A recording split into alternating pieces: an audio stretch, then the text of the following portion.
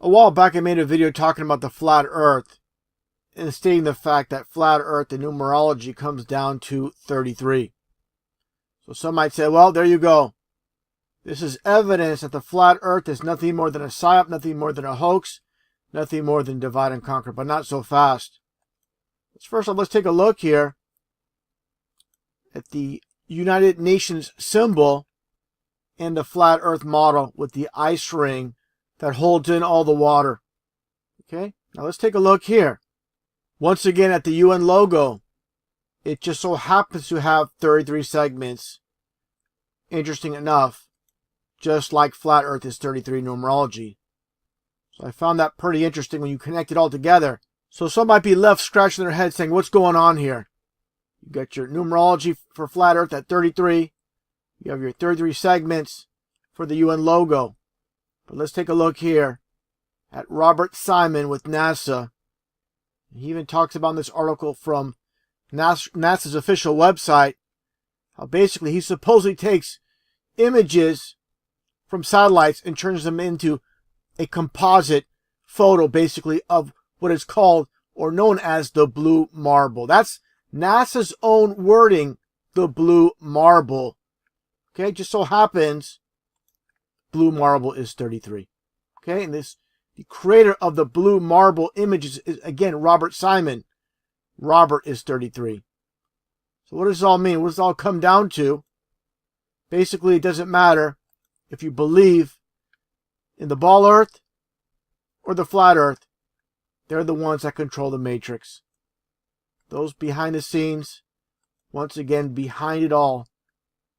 Basically, you're a slave to the system if you believe in the flat earth or ball earth. Now, let's take a look here.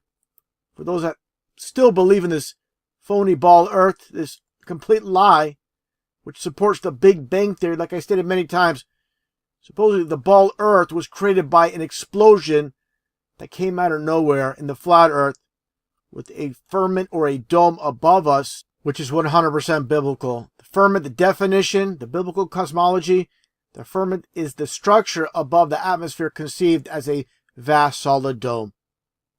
Again, talking about how the earth does not move, it's stationary, it's fixed, as the Bible states. If you believe in the Bible and you go along with the lies of science, you are 100% deceived. Chronicles, he has fixed the earth firm, immovable. So you take a look here, again, at these images by NASA. That's all they are, images, not photos. Take a look at 2012 to 2015. Look at the size of North America. Compare the two. You must be a blind man if you can't see there's a problem with these two images. Doesn't add up, doesn't make sense. Brings me back to, remember as a child, first time stepping into a classroom and they explained how we live on this spinning ball. I never believed for a second we live on a spinning ball. For example, if you live in San Francisco and you fly to Montreal, you stay there for a week and you come back, are you coming back to the same exact spot, or are you trying to locate San Francisco on a spinning ball? It's a pilot coming down here and like, oh, where's San Francisco? Where's SFO at? No, you're coming straight back to where you left. Okay, it's not even a ball. Okay, this is what we live on.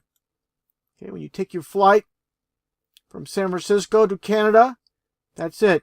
Okay, when you take your flight, for example, from South Africa to Australia, there is a reason they go through Dubai. Let's take a look here. And this is the flight path they make you take from Johannesburg to Dubai to Perth. You don't see this across the Indian Ocean, the straight path, which makes the most sense. If you're an airline, you want to be the most cost efficient. You're basically own the airlines to make money, not lose money. You're not going to take this flight path, okay? Doesn't make sense whatsoever.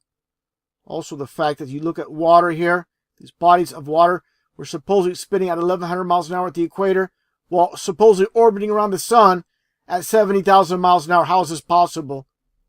Okay, same thing. I showed this before. These photos, perfectly still. Okay, Bible is your truth here. You want truth? Look at your Bible. Fixed, firm. Okay, spinning 1,100 miles an hour at the equator, traveling at 70,000 miles an hour around the sun. I don't think so. Okay, it's all about this quote from Henry Kissinger. It's not a matter of what is true that counts, but a matter of what is perceived to be true. So again, when you walk in your classroom and your teacher basically brainwashes you to make you believe that you live on a spinning ball, you just believe.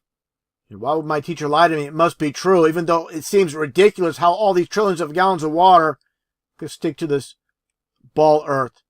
You just believe it the rest of your life. Everybody else believes it. What happens is you just become a clone, basically a mindless zombie. If you dare question this ridiculous ball Earth, then you're considered crazy.